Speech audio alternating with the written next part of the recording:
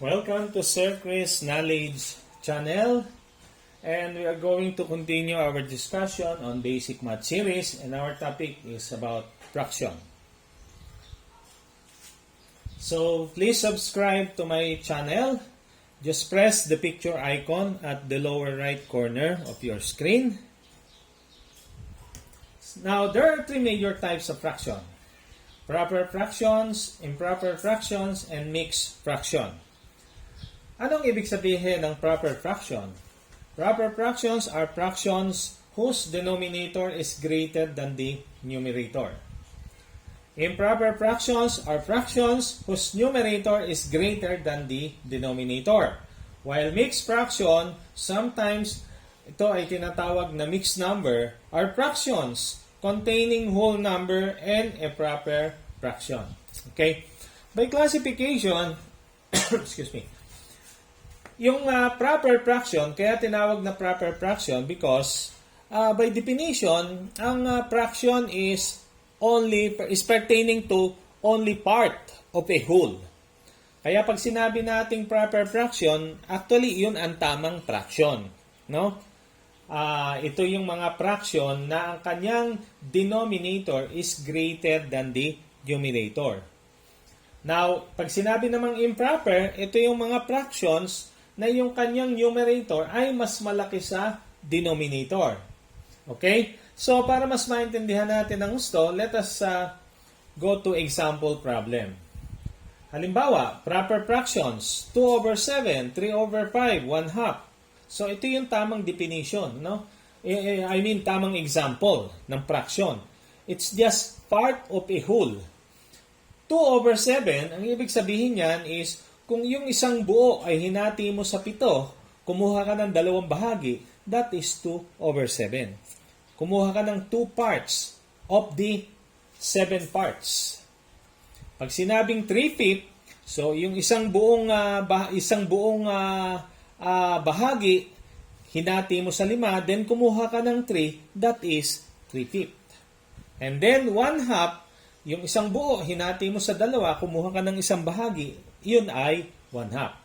Okay? So, kaya tinatawag na proper fraction kasi ang tinutukoy nitong mga example problems na ito, o tinutukoy ng proper fraction, ay bahagi ng isang kabuuan. Now, pagka improper fraction, well, in real life, hindi natin pwedeng i-apply yung improper fraction sa hatian. Halimbawa, ang isang buo ay hinati natin sa 5. Pagkatapos sabihin mo, pahingi nga ng 6 na bahagi. Hindi po pwede because hinati nga lang natin sa 5 yung isang buo o isang kabuuan. Ang ibig sabihin, pwede ka lang kumuha ng 1, 2, 3, 4, hanggang 5 bahagi dahil yung isang kabuuan ay hinati natin sa 5. But, when we talk of mathematics, when we talk of numbers, mayroon tayong tinatawag na improper fraction. Pwedeng 8 over 5. Pwedeng 3 over 2 at pwedeng 7 over 4. Okay? And then, mixed fractions are fractions containing a whole number and a proper fraction. Okay? Take note, pag sinabi nating mixed fraction or mixed number, ito ay combination ng whole number at saka ng proper fraction. There is no such number or there is no such mixed fraction na whole number at saka improper fraction.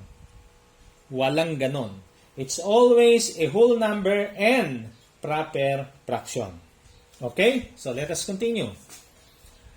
Mixed fraction can be converted into improper fraction by multiplying the whole number and the denominator plus the numerator over the denominator. So, para mas maintindihan natin ng madali, let us try to discuss the following examples. So, 6 and 2/5 is an example of mixed fraction.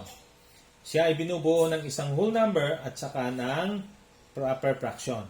So, in order to translate this into improper fraction, we have to multiply the whole number and the denominator plus the numerator. Kaya ito ay 5 times 6 plus 2. and that is 32 over 5. This one is 4 times 3 plus 3. 4 times 3 plus 3 over 4, and that is 15 over 4. This one is 2 times 4 plus 1, and that is 9 over 2. Okay? Now, improper fraction can be brought back to mixed fraction by simply dividing n, whatever the remainder, over the same denominator. So, yung example natin kanina na mixed number, i-convert natin or i-translate natin into improper fraction. Itong improper fraction na to ay pwede naman nating i-revert back to mixed number. Like these examples. 32 over 5. So, 32 divided by 5 is 6. Ilan ang natira? 2. Kasi ang 32 divided by 5 is only 6. 6 times 5 is 30. Kaya may natirang 2. Kaya ito ay 6 over 2p. 15 over 4 is 3. 3 times 4 is 12. 15 minus 12 is equal to 3. Kaya ito ay 3 and 3/4. Ito ay 9 divided by 2 is 4. 4 times 2 is 8. 9 minus 8 is 1. Kaya ito ay 4 and 1/2. Okay? So let us try to solve example problems on addition and subtraction of like fractions. Okay? So examples of like fractions or the so-called fractions with the same denominator. So, ito ay napakadali lamang, no? 2/3 plus 4 over 3 minus 1 over 3. Gawa lang tayo ng isang mahabang fraction bar. Then, carry the common denominator or the same denominator. And then, 2 plus 4 minus 1. Lagyan natin doon, 2 plus 4 minus 1. And then, that is 5 over 3. Or, since yung 5 over 3 is a form of improper fraction, we can translate that into mixed fraction. And that is the same as 1 and 2/3. Okay? Another example, 3/5 minus 4 over 5 plus 2 over 5. So again, let us draw a fraction bar. Then, kopyahin yung the same na denominator. And then 3 minus 4 plus 2. Ayun yun, 3 minus 4 plus 2. And that is equivalent to 1 over 5. Okay? Now, let us go to, okay, by the way, in these examples, ang ating denominators of these fractions are the same. No? But how about kung ang denominators natin ay magkakaiba? So, kung magkakaiba ang ating denominators, dito papasok yung LCD or the least common denominator. Okay? So, let us try to solve these examples. 2 over 4 plus 4 over 3. So, magkaiba yung ating denominator. It's 3 and 4. Now, in order to determine the least common denominator, think of a number, lowest number, that can be divided by 4 and 3. Or the smallest or the least lowest number that is both divisible by 4 and 3. Okay? So, that is 12. So, 12 divided by 4 is 3 times 2 is 6. Carry the sign, plus. 12 divided by 3 is 4 times 4 is equal to 16. So, 6 plus 16 is equal to 22 over 12. Or, if you are going to reduce it to lowest term, divide both the numerator and the denominator by 2, this becomes 11 and this becomes 6. Or, can be translated into, since this is improper fraction, we can translate this into a mixed fraction. Okay, next. 3/4 minus 1/5 plus 2 over 3. Again, let us think of a number, the lowest number that could be divisible by the three denominators 4, 5, and 3. Okay?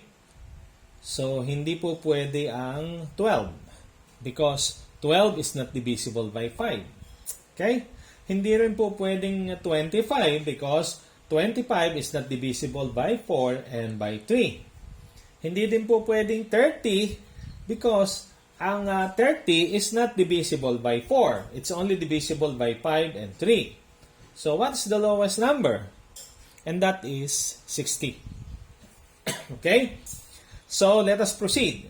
60 divided by 4 is 15. Times 3 is 45. Carry the sign, negative. Then 60 divided by 5 is 12. Times 1, it's 12. Carry the sign, positive.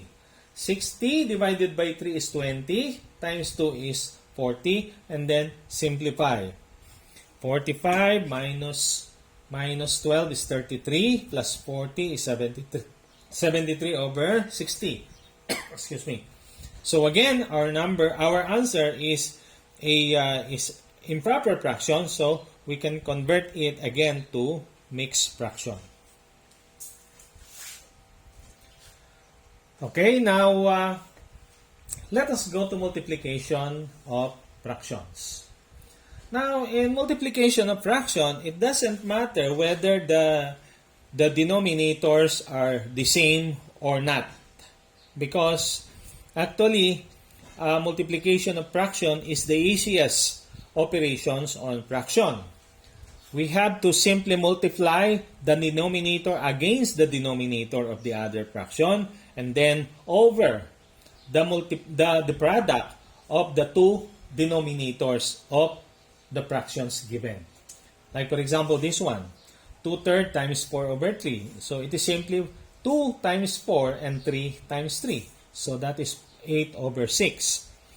But again, it is a rule in mathematics that we have to simplify, or we have, in terms of fractions, we have to reduce our answer to lowest term. And therefore, 8 over 6 is the same as 1 over 2/6 or 1 and 1/3 or simply 4 over 3. Okay? So, depende kung alin yung nakalagay doon sa instruction.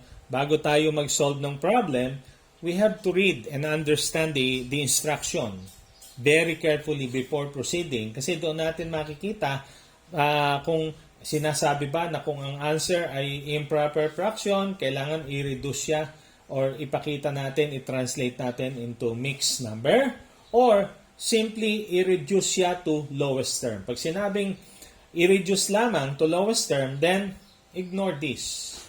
Ito lang ang magiging answer natin. Whether siya ay proper or improper fraction, pag sinabing ang answer natin or final answer should be reduced to lowest term, then ito lang yon. Okay? So, another example is 3/5 times 4 over 7. So, it is just 3 times 4 over 5 times 7, and that is 12 over 35. Okay? Now, division of fraction. Division of fraction is also very easy. The only difference of this one compared to multiplication of fractions is that we have to take the reciprocal of the denominator and then proceed to multiplication. Okay? When we say that we have to take the reciprocal of a certain fractions, then ibig sabihin nun is babaliktarin lang natin. Like this one. 2 over 5 divided by 4 over 3, it becomes 2 over 5 times, ang kabaligtaran ng 4 over 3 ay 3 over 4, and then proceed to multiplication. Okay? Same also with this example problem. 3 over 5 divided by 1/4 is equal to 3 over 5. We just have to copy the first fraction and then multiply it by the reciprocal of the other fraction or the denominator na fraction. Kasi ito sa kung isusulat natin to, 2 over 5 divided by 4 over 3. So, lumalabas, ito ang numerator, ito ang denominator. Ito ang numerator, ito ang denominator. Kaya pagka tayo ay magpo-proceed sa ating operation, we will just copy 3 over 5. That is our numerator. And then you take the reciprocal of your denominator, 1 over 4 becomes 4 over 1, and then proceed to multiplication. Okay, thank you for watching. And don't forget to subscribe to Sir Chris Knowledge channel by pressing the picture icon at the lower right corner of your screen, or type Sir Chris Knowledge channel on YouTube search bar.